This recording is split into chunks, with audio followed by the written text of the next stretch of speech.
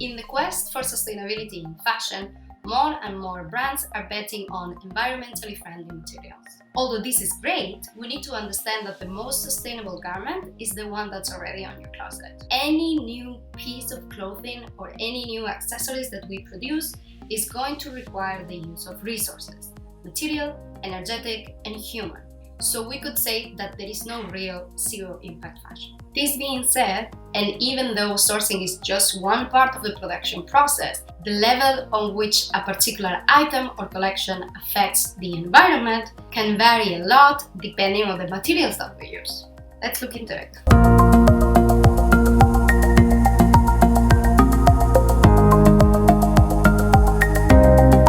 Hi, my name is Adele and I am a strategic and branding consultant focusing on creative businesses. Before going into consultancy, I worked in the fashion industry and I actually worked as a buyer for international retailers. So selecting and developing materials was a very important part of my job. As a matter of fact, ever since college, I already preferred menswear over women's wear because as a general rule, men tend to favor better, more durable materials. And I always prefer to design and buy things that the customer is going to love so much they want to wear over and over again. From my point of view, this is the number one priority when we talk about sustainability in fashion. I believe that if we create products that are so durable that you can use for years and years, products that are so comfortable to wear and so easy to wash that you end up wearing 3 or 4 days per week, then you reduce the need to buy new things constantly.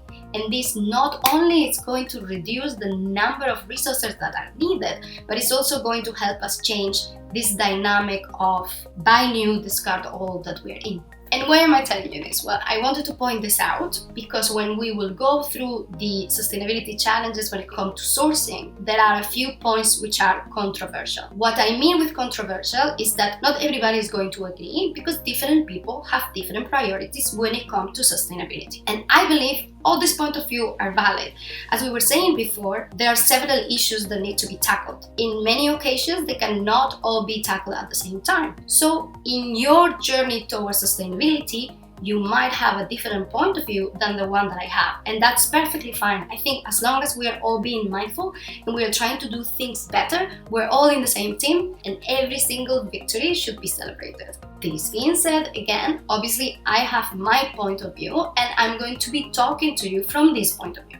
Okay, after this short disclaimer, let's go to see the main sustainability challenges that the fashion industry faces when sourcing. Number 1, soil and water pollution.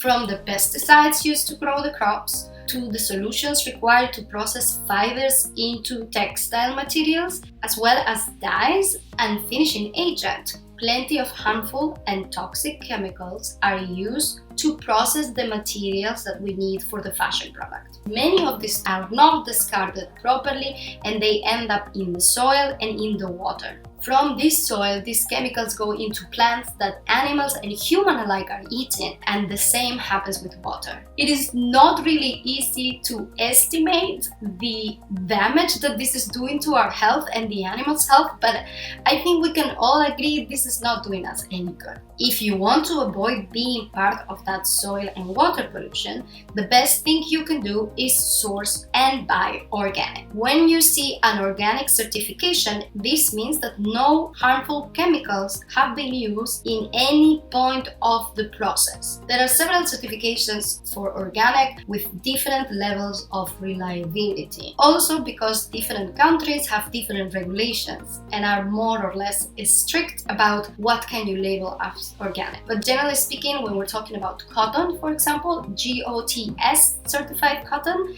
and the Better Cotton Initiative have a very good reputation. The second one is the use of fossil fuels. And we get to the first controversial point. When we talk about the kind of fibers that can be used in clothing, we have natural fibers and we have artificial fibers. When we talk about natural fibers, we have cellulosic, which means that they come from plants, and animal. And then artificial fibers are those which are man-made and come from petrol derivatives. So these are basically tiny cylinders of plastic. This of course means that they're non-biodegradable. A lot of the advocates for sustainable fashion are fully and categorically against the use of artificial materials, period. In fact, a lot of the narrative that talks about sustainability in fashion is focused on that. But I see plenty of incorrect and misleading information being used to support this point. If you as a designer or a consumer decide that part of your journey towards sustainability is going to be to fully abandon using artificial fibers, that is great. But I would like you to make a fully informed choice. I was an activewear buyer for years, so I have seen firsthand the amazing properties that artificial fabrics can have.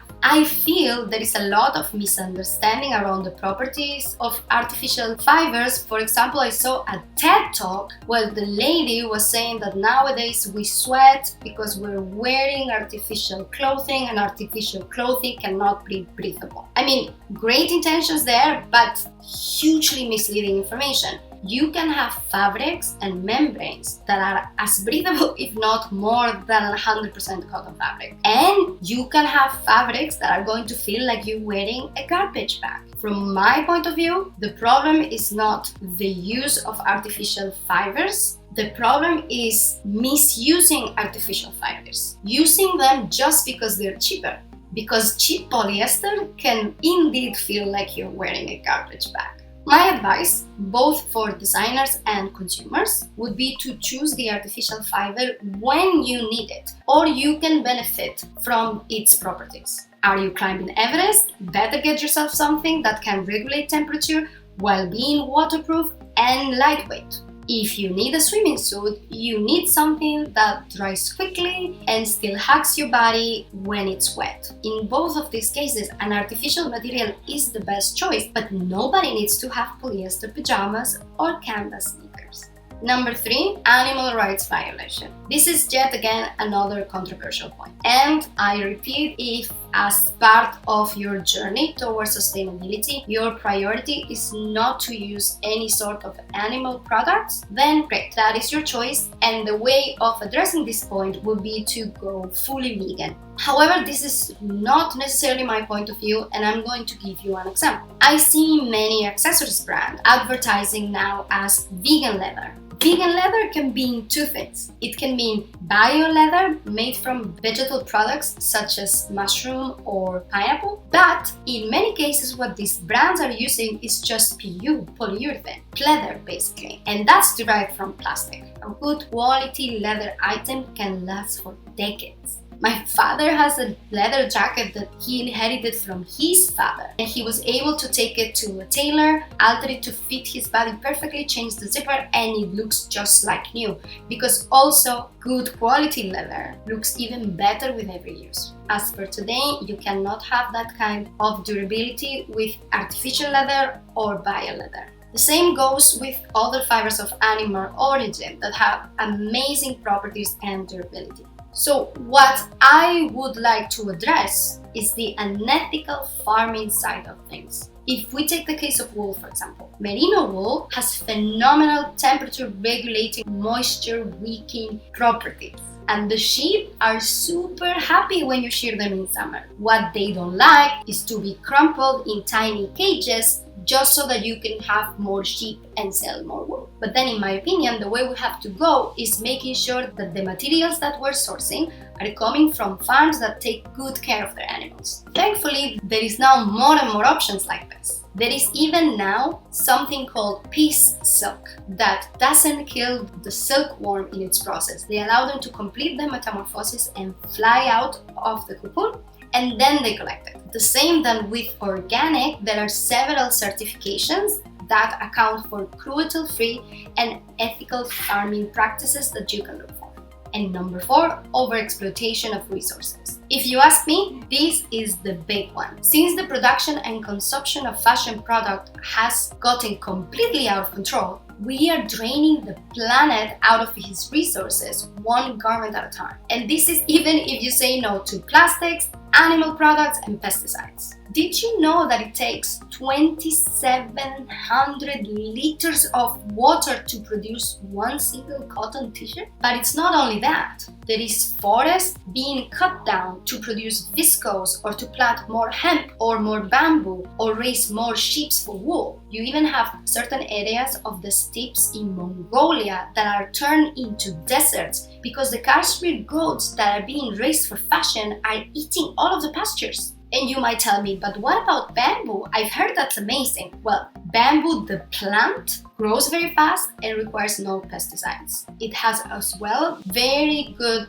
thermal regulation properties and antibacterial properties as well. But the truth is, most of the bamboo products that you see are done by following the viscose process, and this still requires an insane amount of water and toxic chemicals to turn the bamboo into that soft hand-filled product that you see. We are also not even sure if the natural properties of bamboo, the plant, are transferred on its totality to the bamboo rayon fiber. Okay, but what about hemp? Yes, it is true. Hemp is like cotton's better cousin. It requires much less water to grow and it's a much stronger crop, which means it doesn't need pesticides.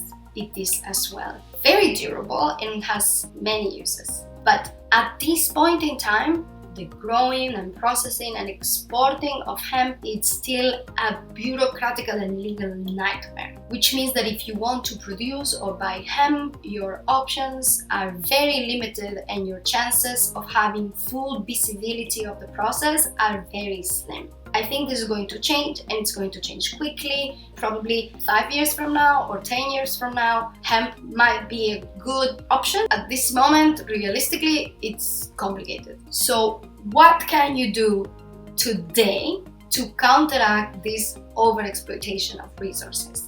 Bottom line, we need to move towards a slower fashion. Produce less, consume less. But you also have, for example, recycled and recyclable materials, and thankfully there is a lot of R&D going into this particular thing right now. If you're sourcing polyester, for example, you can buy recycled polyester at the same price than new one. There are many companies right now that are recycling PET plastic bottles and turning them into textile fibers.